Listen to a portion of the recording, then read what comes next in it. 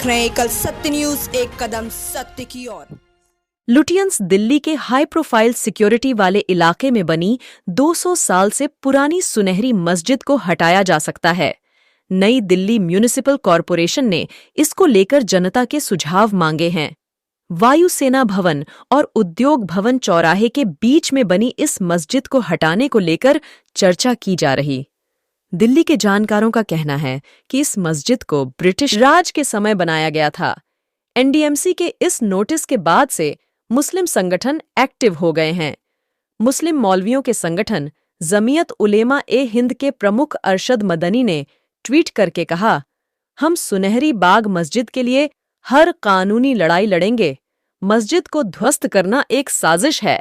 बाबरी मस्जिद फैसले के बाद सांप्रदायिक ताकतों की हिम्मत बढ़ गई है। हम मस्जिद की सुरक्षा के लिए हर कदम उठाएंगे। प्रशासन को गैर कानूनी गतिविधियों से बचना चाहिए। एनडीएमसी का नोटिस दिल्ली उच्च न्यायालय की उस याचिका को रद्द करने के बाद आया है। एनडीएमसी ने अपनी नोटिस में कहा है कि ट्रैफिक को स्मूथ रूप से चलाने के लिए इंजीनियरिंग विभाग की तरफ से एक नोटिस आया था, जिसमें उन्होंने कहा था कि यहां से मस्जिद को हटाना ट्रैफिक की दृष्टि से काफी मुफीद रहेगा। कानून के मुताबिक जनता की आपत्तियां और सुझाव 1 जनवरी 2024 तक स्वीकार किए जाएंगे। इसके साथ ही ओवैसी ने पत्र में लिखा, मस्जिद वक्फ संपत्ति है, ऐसे में इसे महज हेरिटेज कमेटी के फैसले से नहीं हटाया जा सकता। वक्फ अधिनियम 1996 के तहत वक्फ संपत्तियों को बेचा, पट्टे पर या अलग नहीं किया जा सकता है। उन्होंने लिखा, सबसे महत्वपूर्ण बात यह है कि एनडीएमसी अधिनियम 1994 की जिन धाराओं का सार्वजनिक नोटिस में उल्लेख किया गया था, वे मौजूदा मुद्दे के लिए अप्रासंगिक हैं।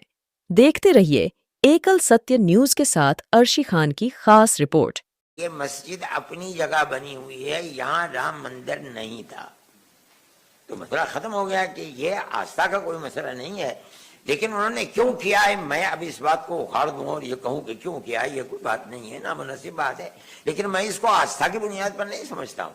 आस्था की बुनियाद पर तो जब होता है जब वो ये कहते कि ये मस्जिद राम जन्म भूमि की जगह है, मंदिर था, उसको तोड़ करके बनाया गया। उन्होंने तो ये नहीं कहा, उन्होंने तो कह दिया कि ये मस्जिद अपनी जगह पर बनी, तो यहाँ कोई राम मंदिर था ही नहीं, ना ये स्थान है राम का। हाँ,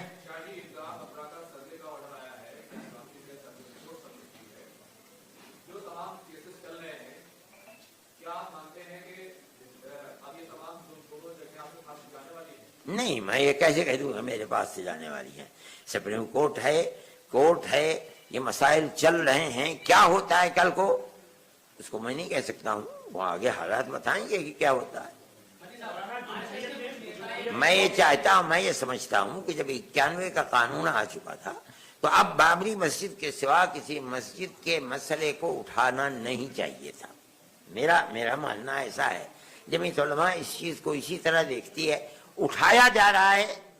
ये फिरकापरस्त ताकतें हैं मुल्क के अंदर, जो कभी इस मुल्क के अंदर हिंदू मुस्लिम इत्तेहाद और कुर्बत को पैदा नहीं होने देंगी, बाकी नहीं रहने देंगी। ये मसला है, ये अच्छी बात नहीं।